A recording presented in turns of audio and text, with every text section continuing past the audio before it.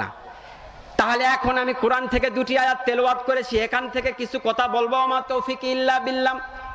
পবিত্র কোরআনে সূরাতুল আলার 14 নম্বর আয়াতে মহান আল্লাহ রাব্বুল আলামিন বলছেন, কদ আফলাহা মান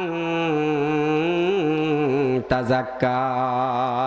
লিল্লাহি তাকবীর।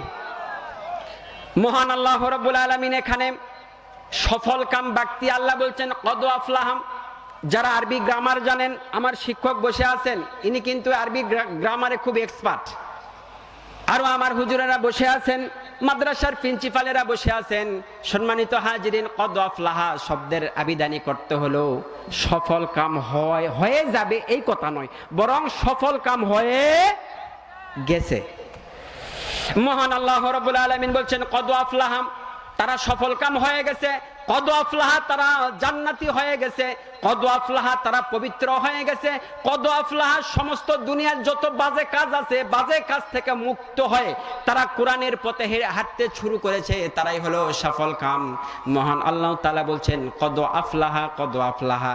এখানে কিছু জান্নাতি মানুষের ভালো অভ্যাস কিছু আল্লাহ তাআলা তুলে ধরেছেন। আল্লাহ তাআলা বলছেন মান তাযাক্কা। আসলে তারাই সফল কাম হয়ে গেছে, তারাই সফল কাম হয়ে গেছে যারা পবিত্রতা অর্জন করেছে। পড়েন সুবহানাল্লাহ। তাযাক্কা শব্দের অর্থে দুটি অর্থে ব্যবহার হয়, এক এক তাফসীরকারক এক এক ভাবে লিখেছেন। তাযাক্কা শব্দের অর্থ হলো যারা যাকাত দিয়ে পবিত্রতা অর্জন করে, তাদেরকেও বলা হয়েছে তাযাক্কা। আবার একজন মানুষ গান শুনতো, হঠাৎ করে গান শোনা বন্ধ করে দিয়েছে, তারাও তাযাক্কা। একজন মানুষ দান খয়রাত করতো না, হঠাৎ করে দান খয়রাত দেওয়া শুরু করে দিয়েছে, তাযাক্কা। তাদেরকেও বলা হয় তারাও তাযাক্কা, তারাও পবিত্র। একজন মানুষ 5 ওয়াক্ত নামাজ পড়ে না, কিন্তু হঠাৎ করে নামাজ পড়া শুরু করে দিয়েছে, তারাও হলো তাযাক্কা।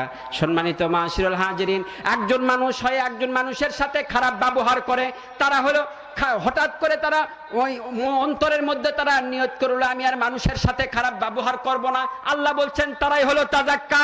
একজন মানুষ সুদ খাইতো, সুদের সাথে জড়িত থাকতো, হঠাৎ করে নিয়ত করলো আমি আর সুদ খাবো না, তারাই হলো তাযাক্কা। একজন মানুষ ঘুষের সাথে জড়িত আছে, হঠাৎ করে নিয়ত করলো আমি আজ থেকে সুদ খাওয়া বন্ধ করে দিলাম, ঘুষ খাওয়া বন্ধ করে দিলাম, মহান আল্লাহ তাআলা বলছেন তারাই হলো তাযাক্কা। মহান আল্লাহ তাআলা বলছেন কদ আফলাহা মান তাযাক্কা। দুনিয়ার মধ্যে জান্নাতি মানুষ, দুনিয়ার মধ্যে সফলকাম মানুষ ওই সকল মানুষ হয়ে গেছে যারা নিজে পবিত্রতা অর্জন করেছে। পড়েন সুবহানাল্লাহ।